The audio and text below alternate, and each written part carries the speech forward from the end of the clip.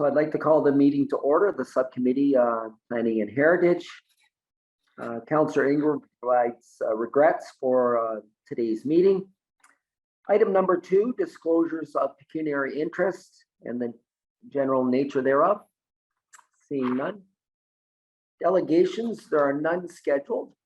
However, the next item, we have a motion. If I could have a motion to adopt the 2 addendums circulated for today's meeting. Councillor Bunting will move that. All in favor? Opposed if any, and that's carried. Thank you very much. Moving on to item number 4, report of the Director of Infrastructure and Development Services. Mr. Crinklaw does give his regrets.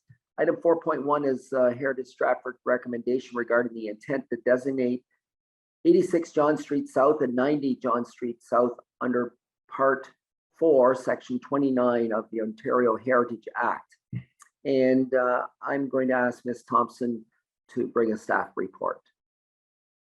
Thank you very much. Can you hear me? Yes, very well, thank you. Thank you. So I'm here to present the report with respect to the property for consideration. Before I begin, I would like to acknowledge that this report was prepared by the manager of planning prior to her departure, and I want to thank her for her well-written and thorough report. So the objective today is to provide Heritage Stratford's recommendation regarding the proposed intent to designate 86 John Street South and 90 John Street South under Part 4 of the Ontario Heritage Act. This includes the 1891 hospital, the Avon Crest, including the semicircular landscaped entrance driveway, the 1910 extension, the 1904 gardener's cottage, and the 1929 nurses residence. Heritage Stratford has initiated this designation request. The property owner, which is Huron-Perth Health Alliance, objects to the designation under Part 4 of the Ontario Heritage Act, and their letter outlining their concerns with the request is attached. Just as a bit of background, back in January 2020, Heritage Stratford, there was a meeting with Huron-Perth Health Alliance, made a presentation announcing their intent to redevelop the property.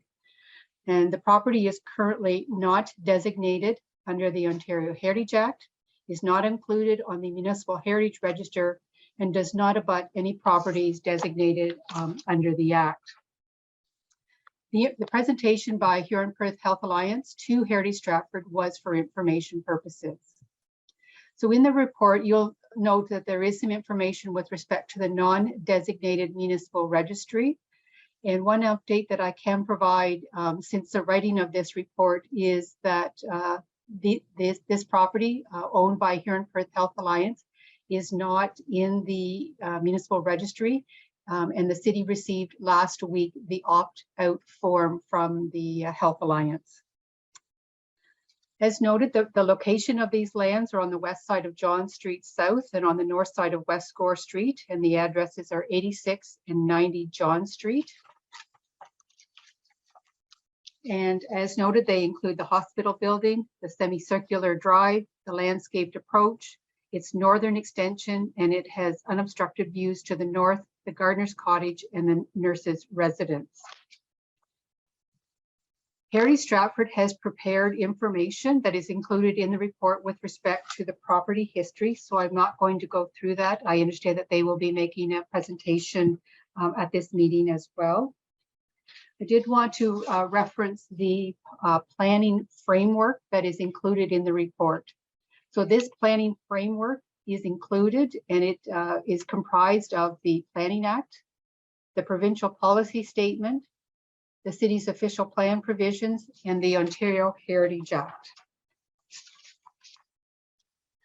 And there is information in there with respect to each of those for the provincial policy statement, the sections out of the official plan that are relevant as additional criteria for designation for subcommittee's consideration.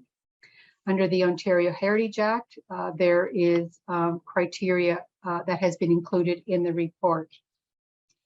And when putting forward a property for designation under the Ontario Heritage Act, there are 4 pieces of information required under the Ontario Reg 385-21, and they are listed in the report for your consideration as well.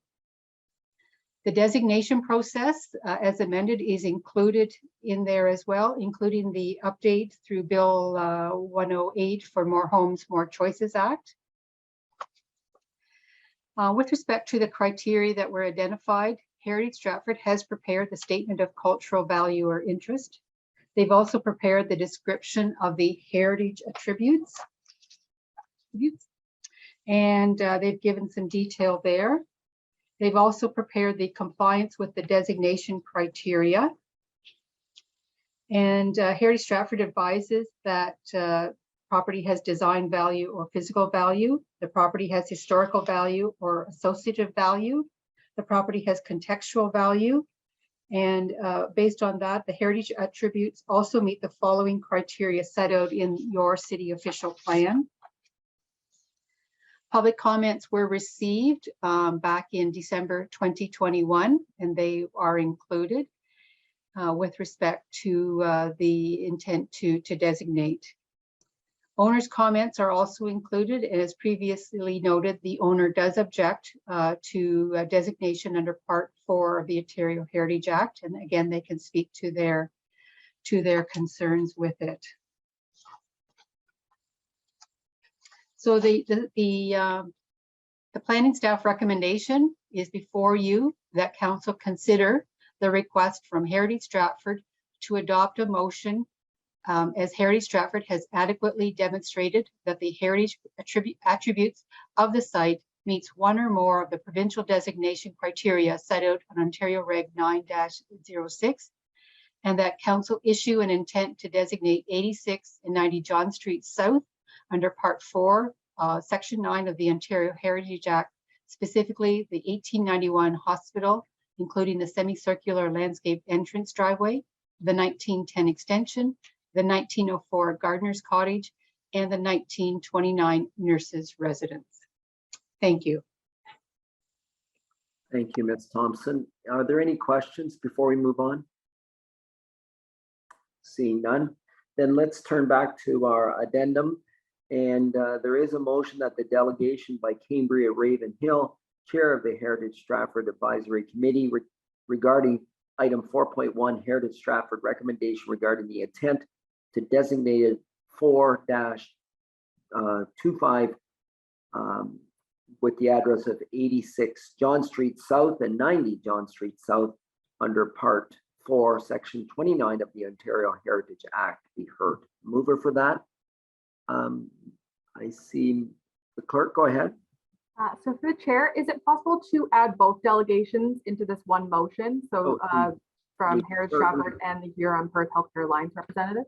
Certainly can. And so as per your first addendum, that the delegation by the following representative, the Huron-Perth Healthcare Alliance regarding 4.1 Heritage Stratford recommendation regarding the intent to designate 4-25 with the municipal address of 86 John Street South and 90 John Street South under Part 4, Section 29 of the Ontario Heritage Act be heard.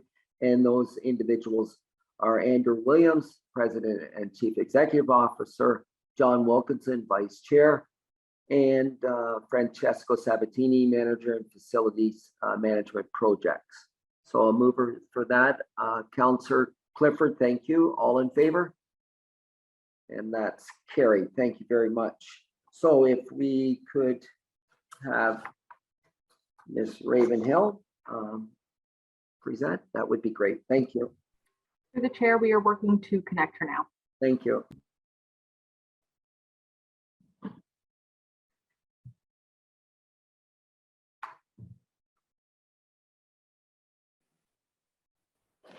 Good afternoon. Good afternoon. The floor is yours. Those who don't know me, I'm Cambria Ravenhill. I'm the current chair of Heritage Stratford. And I wanted to discuss a little bit more about our intent to designate report that we did present. Heritage Stratford's mandate is to protect and promote heritage here in Stratford.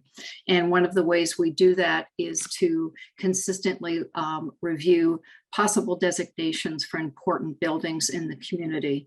And our feeling is that Avencrest is possibly the last great building that has not been designated here in Stratford. Avencrest was the original building, the original hospital building that was erected in 1891. It is the last building of a very important architect, and it was a building very much near and dear to Stratford. Just a little tidbit, this building cost about $13,000 to build back then, and every dime of that was raised by the ladies of Stratford. That's a lot of afternoon teas and bake sales, but that's how much they wanted a hospital here in this community. And it was built at the same time as some of our other great buildings, such as the courthouse, City Hall, etc. Those are two buildings that also faced demolition years ago before their heritage was recognized and protected. And so Avencrest could certainly join that list. Now, I will say that we've had several meetings with Huron-Perth Health Alliance, and every person on this call is a stakeholder in the success of the hospital here, and certainly supports the expansion of services for the hospital here. So that really isn't anything, we're not against it. We're fully supportive of their goals. Our interest is in trying to retain some of the heritage building from Avencrest, and very specifically, it's the original building site, that front piece that you see, the facade that exists off John Street. That is our major concern, to preserve that as a piece of history. And although the hospital would like to demolish everything on the site, we are not convinced that demolition of everything is the best route. And we're looking for, I would say, a win-win solution to work at keeping that facade and as much of that original building as possible, and being able to look at developing the site with that in place. This is something that is very current with architecture and site development right now. We've referenced, I believe in the report, you've seen that there's sites in London and Waterloo that have recently done this kind of development. So we think it's available for to pursue jointly with the HPHA. I do understand that this is a site that costs them money and they would like to redevelop it totally. But we think that we should be able to work together to do something that preserves a building that's very important to the city. And while the HPHA has stated that developers like a blank slate, I would also posit that there's a couple of blank slates already in this town that have been sitting empty for quite a while. And it's created a lot of public concern about heritage buildings being destroyed here. I hear every other day people asking me about the Perth Registry building. They're very concerned about it. And I hear at least once or twice a week people reach out to me to talk about Avencrest as well. So I think there's a public concern about retaining Stratford heritage, and that's reflected in the public reaching out to me, and certainly in our wish to designate this great building. Are there any questions through the chair? Yes, thank you for your presentation. Councillor Clifford. Yeah, I have. I'm going to ask, like you talk about Avencrest, but they also talk about the other buildings on that. Are you concerned about the other buildings as much? Not as much. It is a site that qualifies for full designation. All of those buildings do. Very much so. We are trying to do something that helps the hospital develop this site. And we believe that some of those buildings will have to come down. There is an environmental impact to bringing down these buildings, obviously, especially the main one. I believe that there's some carbon impact that has to be considered, as well as, of course, asbestos, but they can be safely taken down. The building that is of most concern is the original, because of the profile of the architect. It was his last building. He is also the architect who did the water treatment plant, which is now the art gallery. Those two buildings almost bookend Stratford. He was important, and the building was very important to this town. All of the extensions, they came as Stratford grew, but they are less important architecturally, although they're important culturally. Thank you. Any other questions from members? Okay, seeing none, thank you very much for your presentation, Ms. Ravenhill. And I'll ask the clerk if we could welcome the delegation from HPHA.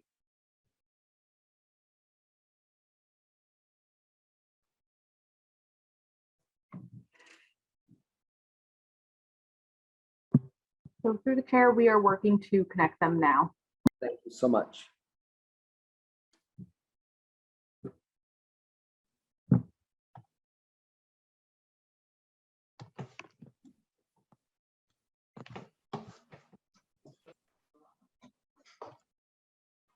There you go. And I think we have all three. Welcome. And the floor is yours. Thank you very much, Mr. Chairman. Can you hear me okay? Yes, that's great. Thank you very much. Okay, great. I noticed that the screen has started to be shared. I do have a slide deck that we wanted to run through, and we greatly appreciate the opportunity to be here. As Cambria pointed out, we've met on a number of occasions with her and her committee, and we very much value the role that they play, and I think somewhat feel like a bit of a hostile witness because we're not here to support their recommendation, as was pointed out. But that doesn't in any way mean that we don't fully value and respect the role that they play. So I'll run through the slide deck reasonably quickly, and obviously would welcome dialogue. Certainly privileged to have Francesco and John here with us as well, and can engage in the conversation as appropriate. So next slide, please. So those, I'm sure everybody around the call has seen the hospital and has had the opportunity to view what it used to look like when it was built. And as was pointed out, it was quite the building when it went up, locally fundraised, and was a wonderful addition to the community. And if you've been in our new East building, we have some wonderful pictures from the original hospital that are still there. But certainly was a remarkable structure when it was put up at the time. And as you know, from the campus that we have now, we have our 1880s building, our 1943 building, our 1980 building, our 2010 building, and have certainly evolved the campus from west to east over the years. Next slide, please. These next images are just going to be of the hospital itself now, exterior, and then I have some interior ones. And I think it's important to reinforce that the hospital, the former hospital, in no way looks like it did when it was built. Certainly, time has impacted it. A number of the architecturally significant features have long been removed from the building, so very much does not look like it was when it was developed. Next slide, please. The next two slides are just some interior shots, and the building. We moved inpatients out of that building back in the 1980s. Some of you may remember when we opened the original East building, we moved all the beds from the Avencrest property. We did maintain some outpatient services, but the building now is completely vacant. The building that we're talking about, we do have some minor laundry going on that side of the property. Next slide, please. But it has been vacated. It's unsafe. We don't have obviously the capacity to maintain it. And if you've been through it, and we've been very open with anybody who wants to go in and look at it, it really is in very, very poor shape. And, you know, we have not, since it's been empty, we haven't been putting money into it other than basic maintenance. I mean, we have a very clear accountability as an organization to support the healthcare needs of the community, and not to maintain old structures that are currently of no practical value to us from a healthcare perspective. And again, I don't want to diminish in any way the conversations that we've had, but from a healthcare perspective, it really is not something that's necessary for us. Next slide, please. You know, our reality, and I think these are important comments to make, and we tried to reflect a lot of this in the letter that we attached a while back when the original request was put out. And it really, the building very much is a physical liability. It requires significant resources, hospital resources to sustain. You know, our budget, like everybody's, is strained, and we have priority areas that we need to focus our dollars on. Basic maintenance for the building, and if you've been there recently, you'll notice it's tarped, and it's tarped because the roof needs to be replaced, and that's estimated to be about $1 million. And again, dollars that we don't have, and even if we had those dollars, we would want them to be invested in healthcare needs today, not in maintaining a building that is of no use to us.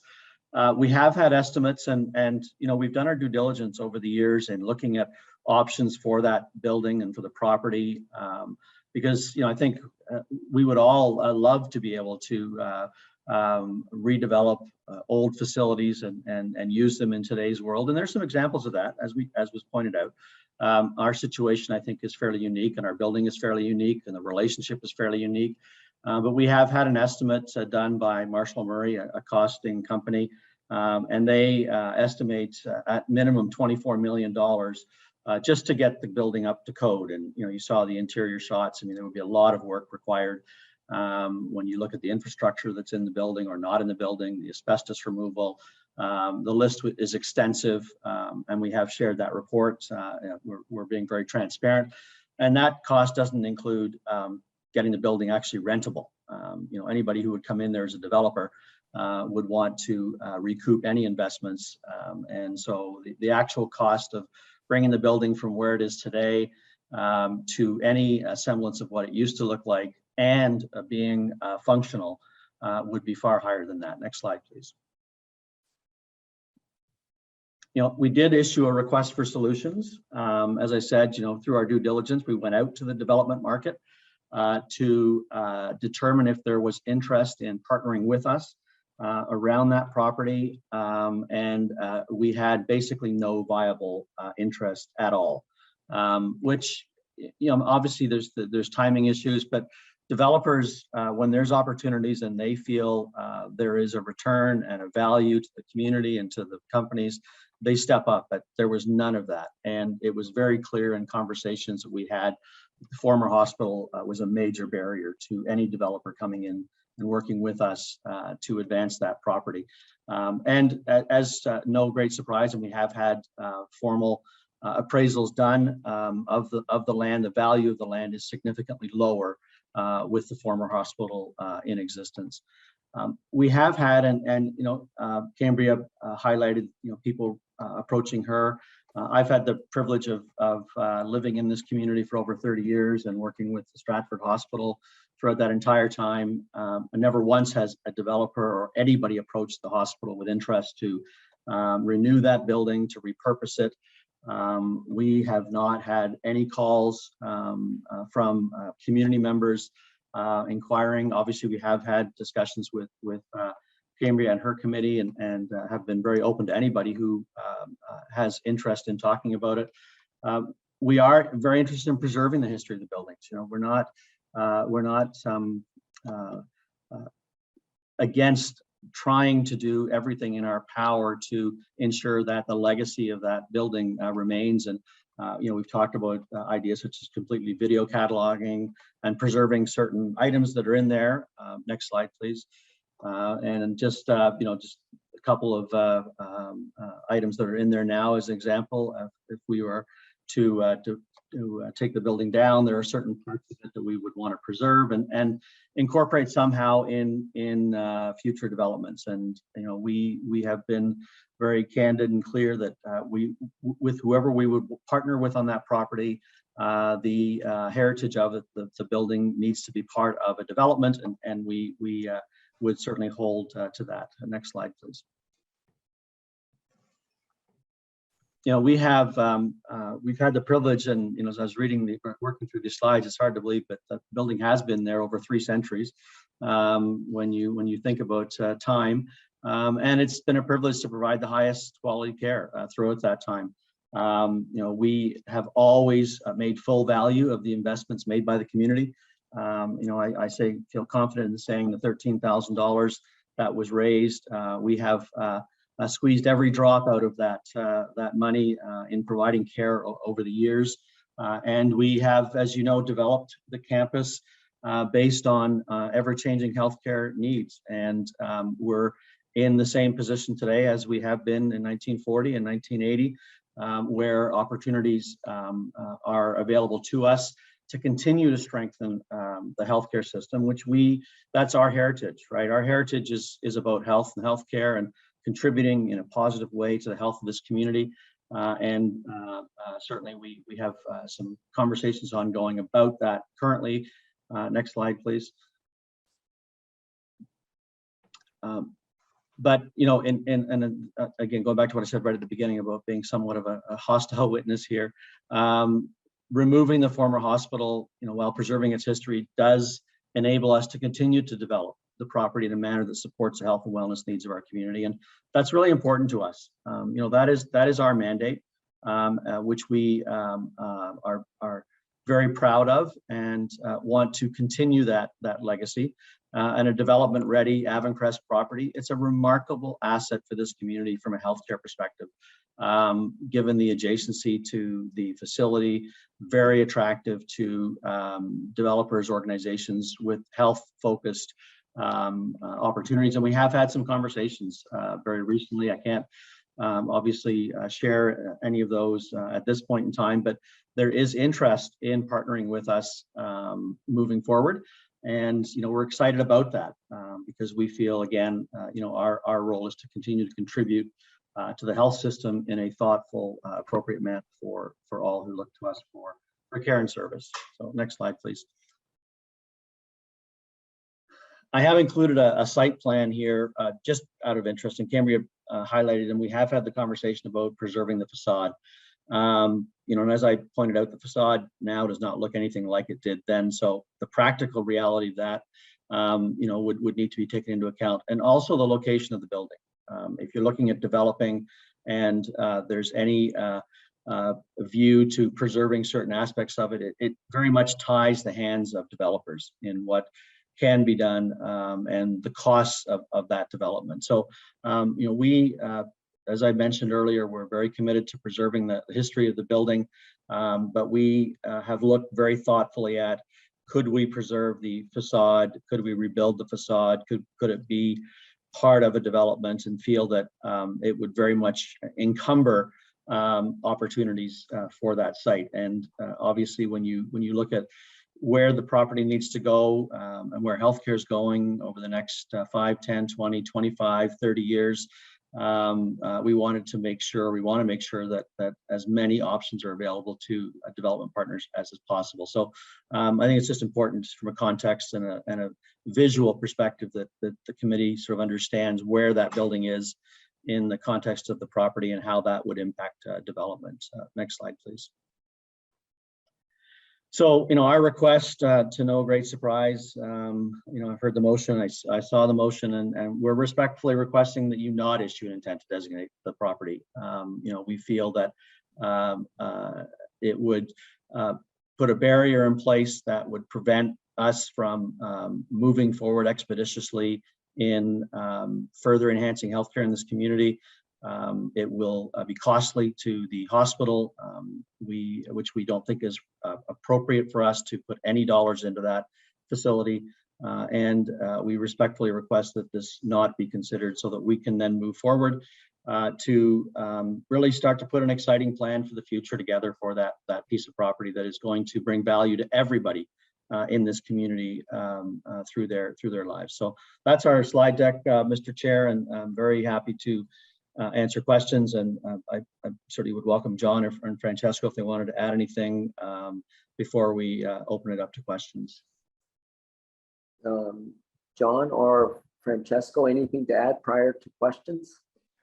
Well, all I can do, Martin, just for the interest of the committee, is to share that as the vice chairman of the board, I serve also on the local advisory committee. So you'll recall that the alliance is made up of 4 hospitals, operating as one hospital.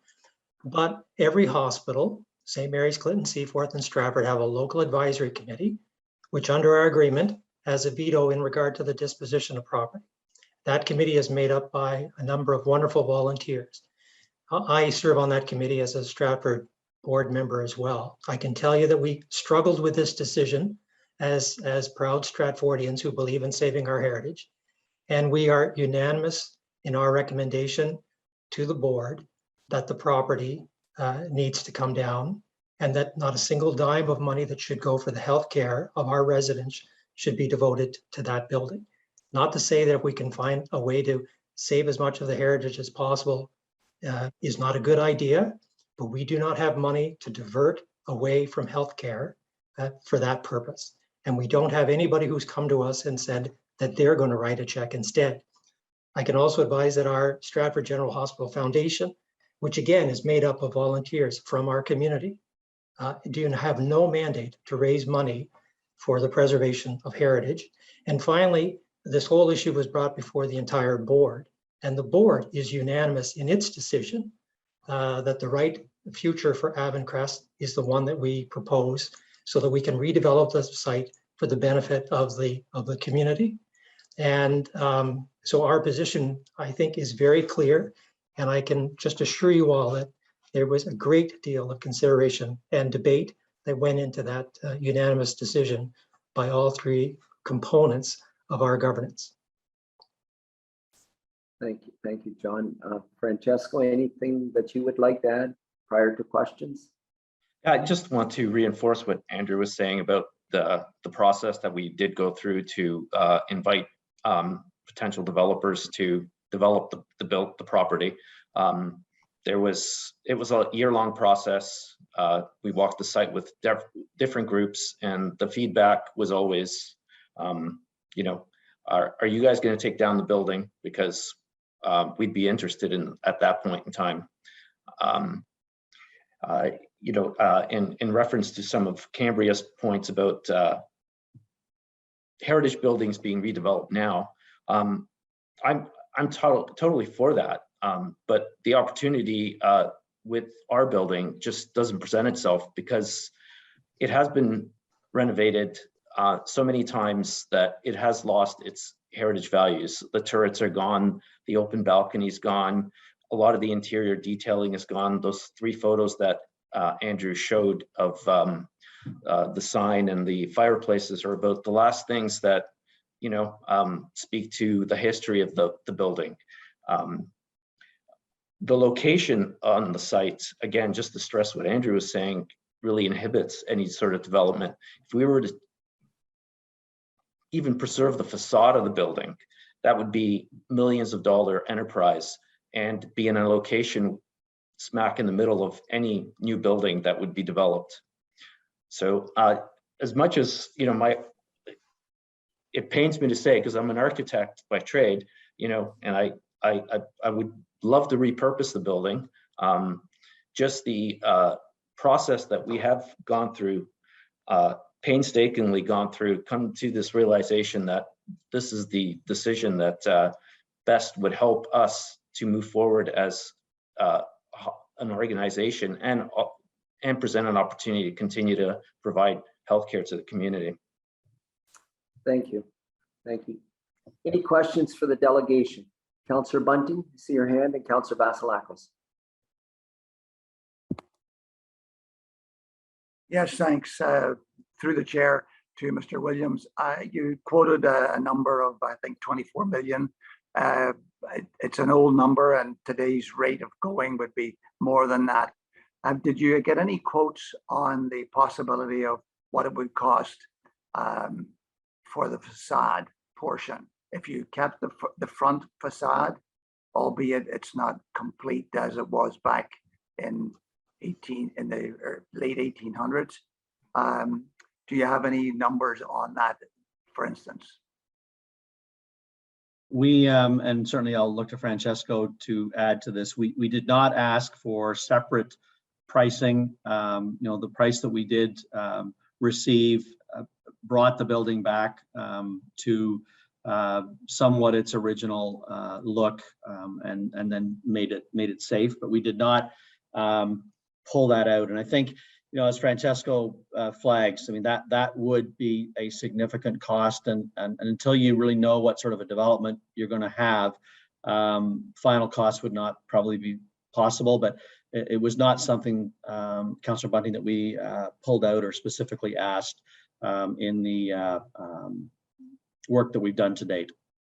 Now, Francesco, is that correct statement? That is correct. Yeah, the cost estimate that we did with Marshall Murray was to preserve and upgrade the 1910 portion of the building to bring it to current codes, current safety requirements, to preserve only the facade of the building would entail, detailed demolition, delicate demolition. There would be structural steel reinforcing, and then there would be some sort of protection against the elements. Then you have, it's basically a slab of masonry sitting open on all sides, and we don't know at this point in time how long it would sit there. So it would be open, and it would deteriorate at that point unless you, again, spent additional funds to protect it. So we're when you start just to demolish the building, we're in the couple $1 million range. So just to and that's not even the abatement that's involved with it. So to do selective demolition and then do structural reinforcing and preservation work, it's easily, in today's dollars, millions of dollars. Yeah. If that number is required, certainly can do the research to pull out exact figures and estimates from a cost consultant. Yeah. As an architect, sir, would you be able to, I'm sure it's been done before, and I'm quite sure it's been done before. There's always a cost. I'm thinking about incorporating the facade with a new structure, so it would be supported by that new structure and be incorporated with that new structure. I'm just trying to throw out.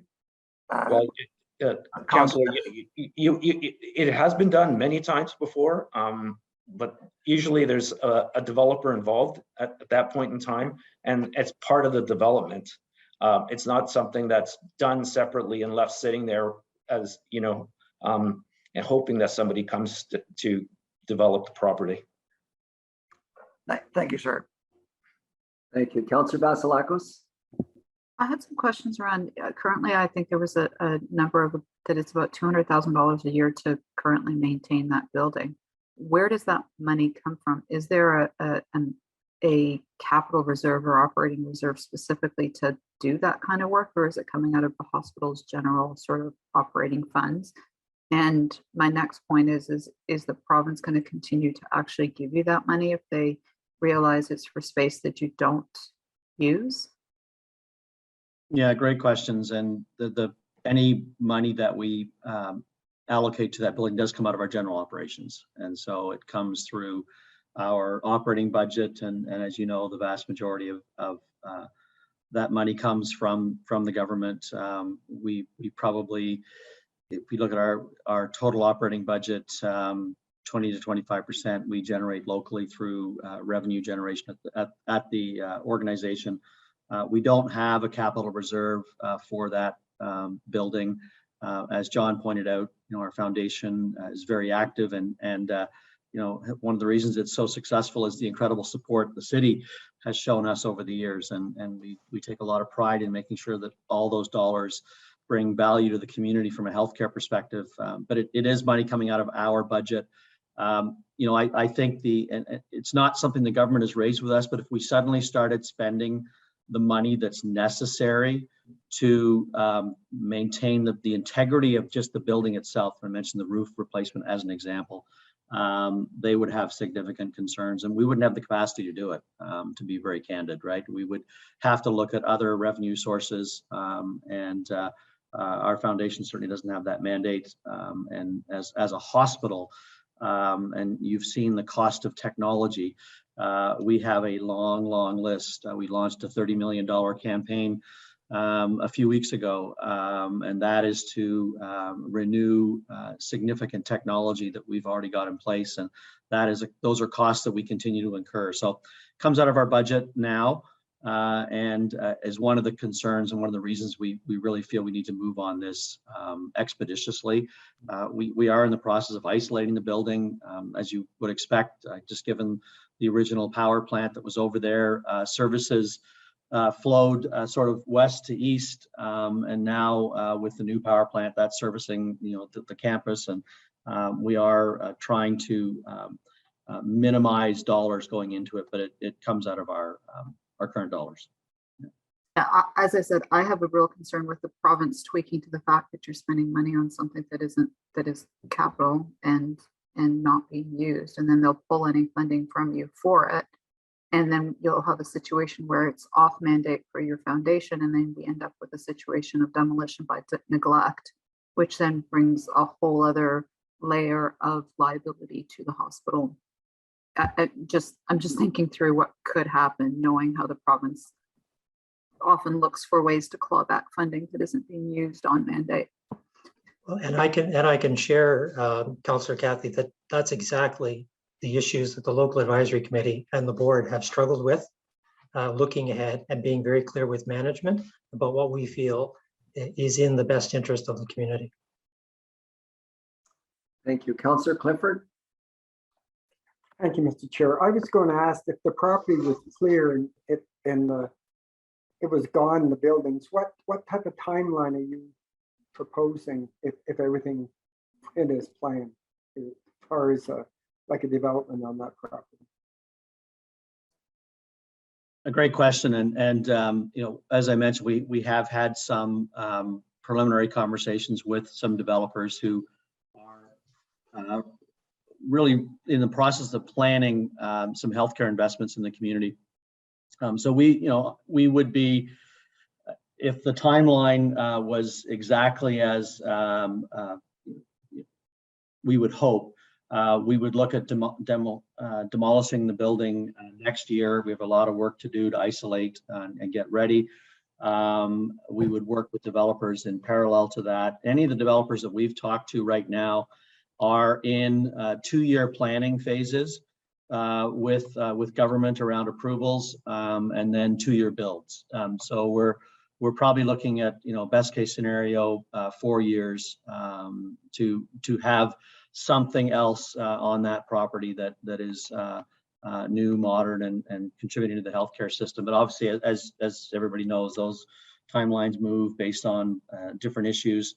But the developers and Francesco alluded to this, they are very much waiting for that site to be clear, for them to get into conversations. And if that doesn't happen, or it's perceived not to be going to happen, then obviously the opportunities we have currently that we're talking about will pass us by, and developments will either happen elsewhere or not in the community. So it's probably a 4-year timeframe, Councillor Clifford, best case scenario, when you think about sort of the steps that have to be taken and the various approvals that are required for developments in the healthcare space. And I would add, Andrew, that would give us about a year prior to demolition to work with the community to ensure that we try to save or preserve or memorialize as much of the site as possible. So it wouldn't be a situation that someone's going to go willy-nilly tomorrow and start with a bulldozer. There's a lot of work that has to be done beforehand. And there is a lot of heritage that we think can be memorialized or even saved. Follow up, Councillor Clifford. Yeah, well, as everyone talked about, I appreciate heritage, you know, our city hall and the courthouse and all the, like our whole Victorian, what we have, but I've been in that building and I'm a mechanical contractor myself, and I looked at your infrastructure down there and the building. I just don't think it's financially responsible for the hospital board to, or the foundation. So I would not support a designation myself. So I don't know that the timing, our council's almost the end of our time here, as everyone knows. So I'd like to ask staff, is there a hurry as far as council having it, taking a decision on this?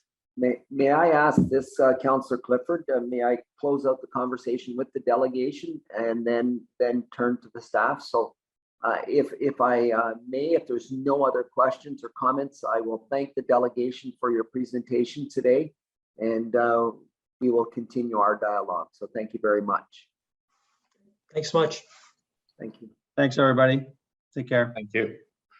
So I'll turn the question, Councillor Clifford. Perhaps I'll turn it over to our CIO, Ms. Thompson. Go ahead.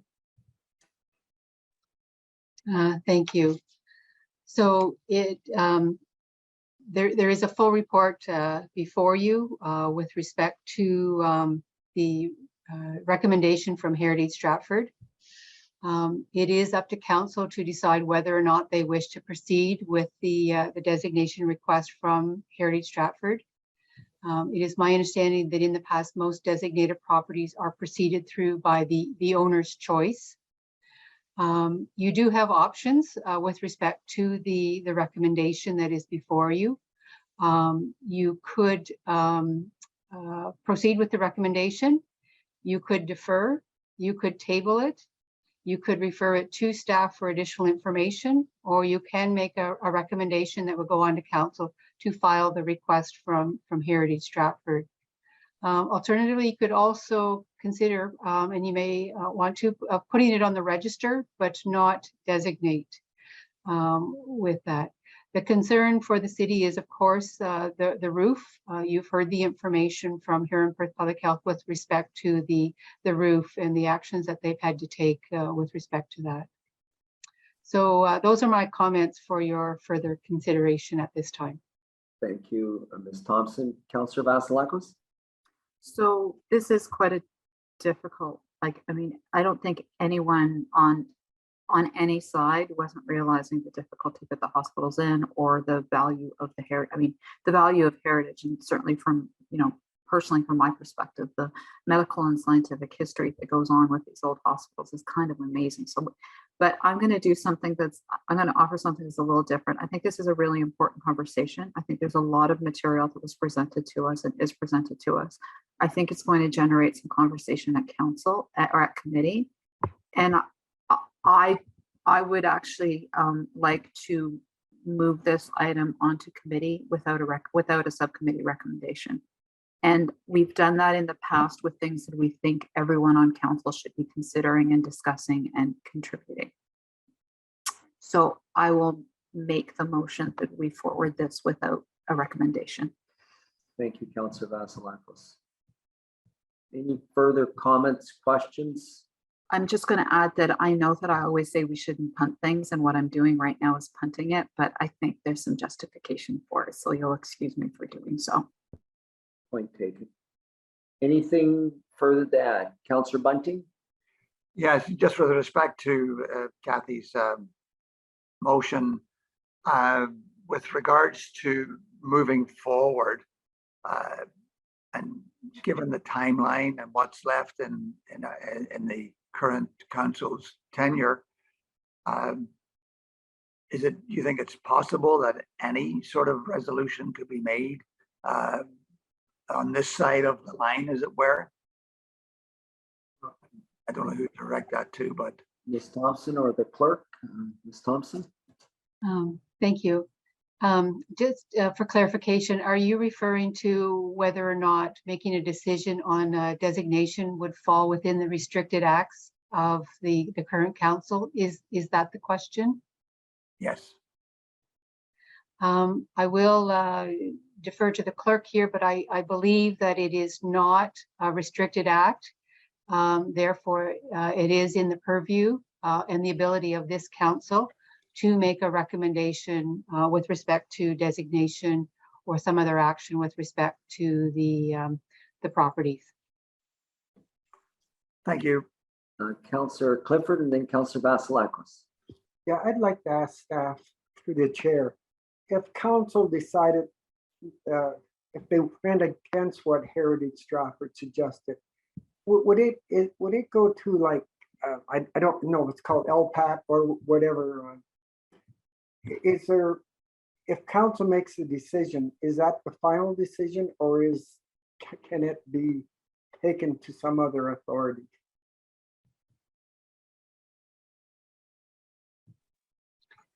So with respect to the question of decision-making of council, if council were to designate the property, go through the process, give the notice of intent to designate, have that, if the owner of the property objected and council still chose to designate, the owner does have the ability to appeal to OLT, the Ontario Land Tribunal, and we would go through that process. So yes, there is an appeal process available. Councillor Vasilakos. I was just going to maybe make an addition. Ms. Thompson went through a list of possible alternatives that are open to council. Would it be possible to include those when it comes to committee in terms of some of our options that were listed? And I'm just going to make it, I think what Councillor Clifford was asking, the owner has the right to appeal if council decides to designate, but I think the question is, does Heritage Stratford or a Heritage Committee, or let's say the ACO or one of those, do they have the ability to appeal a decision of council to not designate something? On the flip side, I think we understand, I think the process is pretty clear the one way. It's the other one that I think Tom was asking about. Yes, Ms. Thompson. I will take that back and we will get an answer for subcommittee as to if there is anybody else who has the ability to appeal notice of intent to designate or the actual designation. Sorry, lack of designation, sorry. Thank you. Anything further? So there is a motion to take this item directly to committee with no recommendation from the subcommittee, and also request to list those options that are available to council in their decision making. Is that fair enough, Councillor Vasilakos? Thank you. Anything further? Seeing none, I call the question. All in favor? Opposed, if any, and that's unanimous. Thank you. And thank you for your work on this. It is a challenging question, so thank you for your patience. We're going to move on to item 5, report of the planner. 5.1, City of Stratford Municipal Heritage Registry, non-designated properties proposed for inclusion. And I'll turn it over to Ms. Ivany. Thank you. 1 second.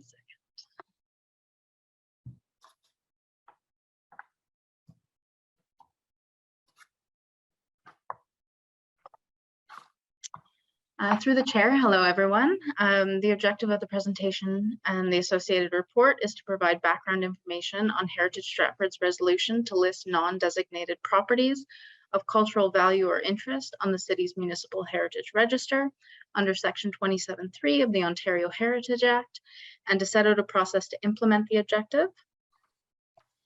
The Municipal Heritage Register is governed by Section 27 of the Ontario Heritage Act and requires every municipality in Ontario to maintain a register of the properties deemed by council to be of cultural heritage value or interest under the Act. This includes all properties in the municipality that are designated under Part 4 and Part 5 of the Act. In 2005, the Ontario Heritage Act was amended to allow municipal councils to expand the Municipal Heritage Register to list properties that have not been designated under the Act, but that council believes to be of cultural heritage value or interest. The decision to list non-designated properties on the Municipal Heritage Register rests with council upon consultation with the Municipal Heritage Committee, and in Stratford, that's Heritage Stratford. The City of Stratford's official plan contains a policy framework for including non-designated properties on the register, and section 3.5.5 states that the register may include a property that has not been designated under the Act, but that council believes to be of heritage value or interest. Council shall consult with Heritage Stratford prior to making any modifications to the register involving properties which are not designated.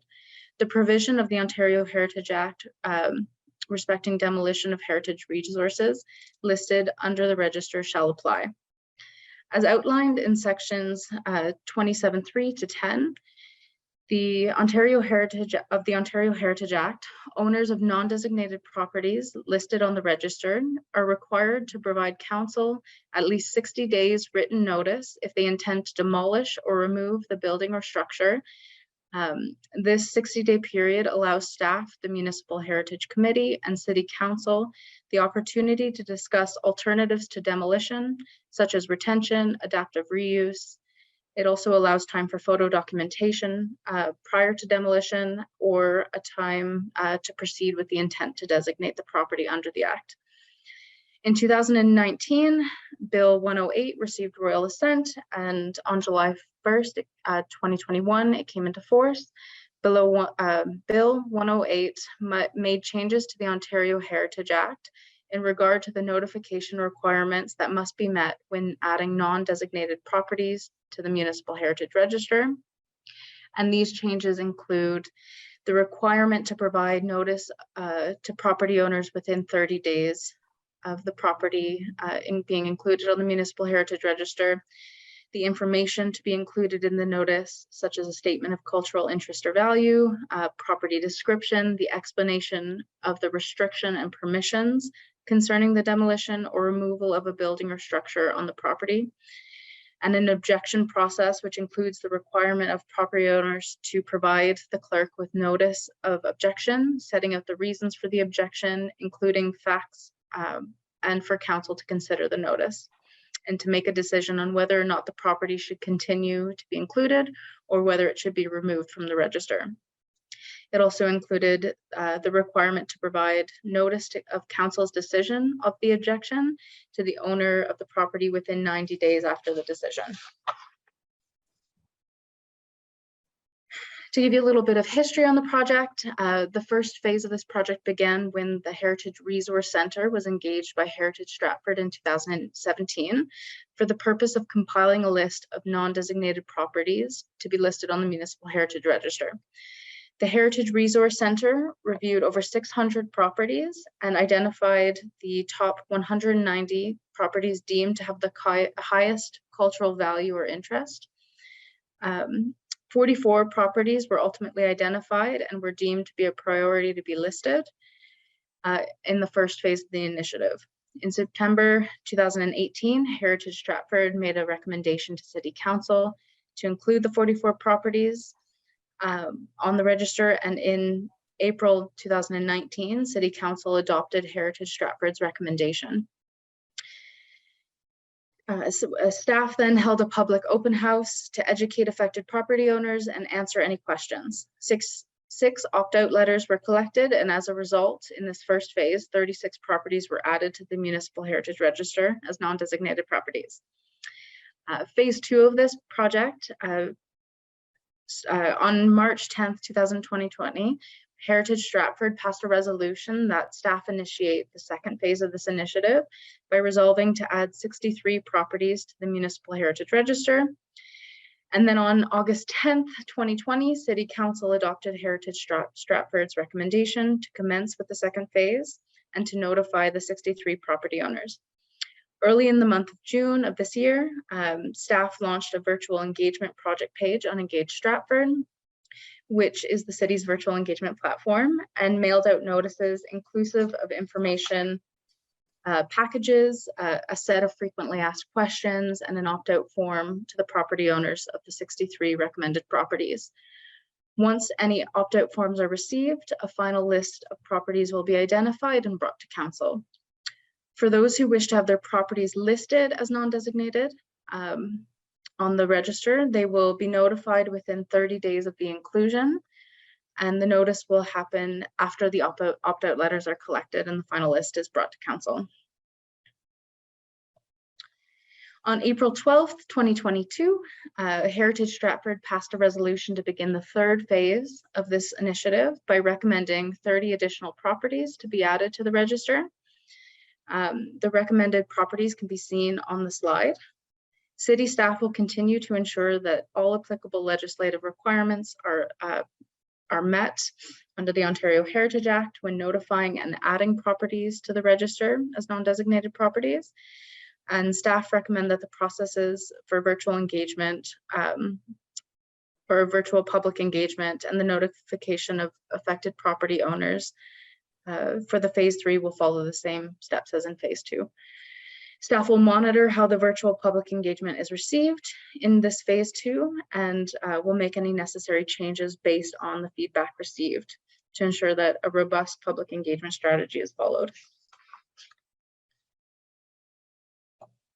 To summarize, this initiative accomplishes the following. It recognizes properties of cultural heritage value in the community. It promotes knowledge and enhances the understanding of the community's cultural heritage. It's an important planning document that would be consulted by municipal decision makers when reviewing development proposals or building permit applications.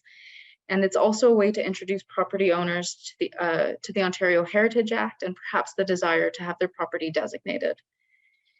This initiative is an important planning tool for property conservation and is consistent with section 2.6 of the provincial policy statement and is in conformity with section 3.5.5 of the City of Stratford's official plan. And the Municipal Heritage Register also provides easily accessible information about cultural heritage properties for council, planning staff, property owners, developers, tourists, educators, the general public, and provides interim protection for listed properties. Staff recommend that council direct staff to notify the 30 property owners of the Heritage Stratford's resolution and inform them of the upcoming virtual public open house, and that staff hold a virtual public open house to educate and inform affected property owners and the public on the objectives of including non-designated properties on the Municipal Heritage Register, and that the virtual public open house, following the virtual public open house, staff forward a final recommendation list of properties to be included on the Municipal Heritage Registry as non-designated properties for council's consideration. That's all that I have for you formally now, but if you have any questions, I'm available to answer through the chair. Thank you for that presentation. Question, Councillor Bunting. Yes, just for a bit of clarity here, the motion pertains to phase 3 and phase 3 only. Phase 3 and phase 3 only, correct. Okay. And yeah, the reason for that is that apparently my properties was on phase 2, and I got a notification that I must have fallen asleep at some point, but I don't recall getting any sort of anything. But of course, COVID got in the way, and I guess everything got mixed up. But I want to thank Ms. Ivany for fielding my phone call earlier today and explaining a few things to me. So I just wanted to make sure that as far as voting on this particular item, that I don't have a pecuniary interest or any interest whatsoever. Thank you. Thank you. Councillor Clifford. Thank you, Mr. Chair. I was going to ask, if you opt out, are you out for sure? Like, just say I had a property that they want to put on the list. If I say I'm opting out, is that the end of it? That's my one question. My other question is, like Graham just talked about, how do we make sure do you send a letter or do you call them? Do you talk to them directly? I do have a concern about if someone owns a property here and you send a letter and I live somewhere else. So just, I'd like the clarification about opting out and how we make sure that each person is aware, unlike our counselor friend here. Absolutely, Ivan? through the chair. So what we have done is we sent out individual letters to each property owner, and I made very sure to ensure that the mailing address was correct to where the property owner lives. And so the Heritage Act allows council to add non-designated properties without and then to notify them after. What our practice at city in the planning department is to provide this education and opportunity to collect any opt-out letters so that properties are not recommended through council at that final phase that don't wish to be included. I have built in recognizing the time of year that we're in, that it's summer and many people are away. We have set a 30-day opt-out time frame just because you need to set a date, and the Heritage Act doesn't contemplate that. So we've built in a bit of contingency if people are not at home at the time. But the letters directed individuals to our engagement platform, which provided an array of information in multiple different formats to provide information. And there are also several members from Heritage Stratford that have volunteered to field questions, as well as I'm available to answer questions. Thank you. Councillor Clifford, and then Councillor Bunting. Councillor If I Vassal. could continue.